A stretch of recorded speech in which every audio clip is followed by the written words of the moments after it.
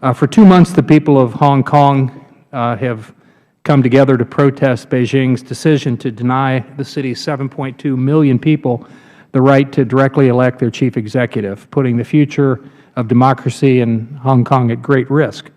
The demise of the one country, two systems framework of governance is a stark reminder that Beijing's promises can be revoked at the drop of a hat.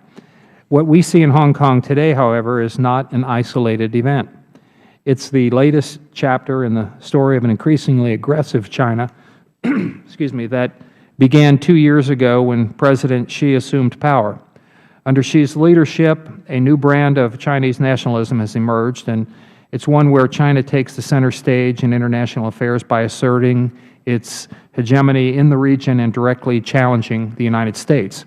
Domestically, the stifling of dissent has risen to new levels, extending even to the economic front, where the government's anti-monopoly laws are targeting American companies. Beijing is also working diligently to silence political opposition by suppressing social media, imposing strict Internet and instant messaging regulations, and banning academic research and teaching on topics such as civil society, universal values, citizens' rights, freedom of press, independence of the judiciary, and capitalism. In 2013, China unilaterally imposed an air defense identification zone over the East China Sea, imposing unnecessary risk to international civilian air traffic. Less than a year later, China turned a tin ear to its neighbors' concerns by placing a drilling platform in disputed waters off Vietnam. Around the same time, Chinese naval vessels and its Air Force began to behave aggressively, attempting to intimidate U.S. naval vessels and aircraft operating in international waters and airspace. Many consider current U.S.-China relations to have reached the lowest point in a decade. And amazingly, there is no senior Obama administration official who leads the China portfolio. So it comes as no surprise that the Obama administration's response to Hong Kong's cry for help did so little to instill confidence with the people of Hong Kong. The U.S. must never stand idle when democracy is being challenged.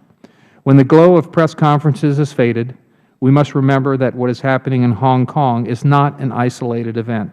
President Xi is dismantling the one country, two systems governance arrangement, a strategy orchestrated by Beijing that certainly has put our friend and ally Taiwan on notice that any accommodation or agreement may be revoked at a moment's notice and is not worth the paper it's written on.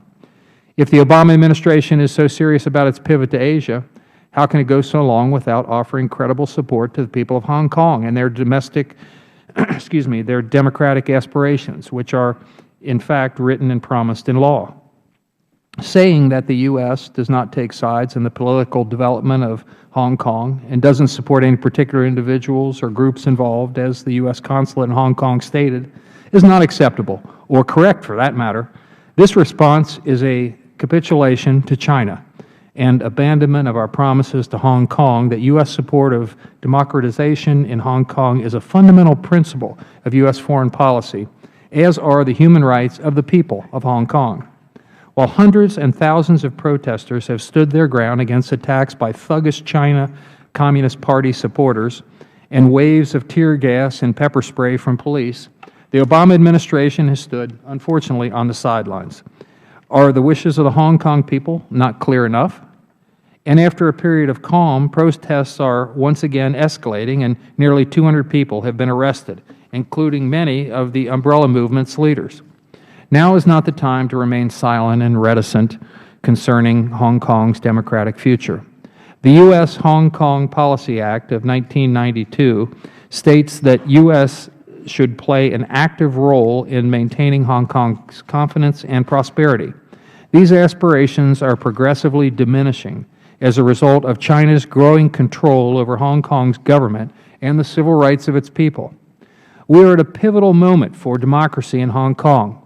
No matter how long China tries to suppress basic human rights, ban the pursuit of democratic ideals, and quash civil society, we must not let Beijing succeed in destroying the values the people in Hong Kong are fighting so hard to keep.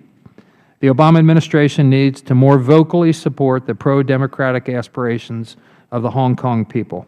We must not let Beijing's accusations of foreign influence bully us into silence over upholding human rights and supporting the right of the Hong Kong people to choose their own political future. The U.S. Hong Kong Policy Act stipulates differential treatment of Hong Kong only as long as it is considered sufficiently autonomous from China. Considering Beijing's orchestration of the Hong Kong government's responses to the crises and dictation over who can and cannot enter or leave Hong Kong, it may be time to reassess Hong Kong's autonomous status and those benefits that come with that status. I thank our witnesses for being here this afternoon. We look forward to hearing your thoughts on how the situation in Hong Kong may evolve in the coming weeks and months. And I now recognize our ranking member, Mr. Fahmy Vega, for his opening remarks.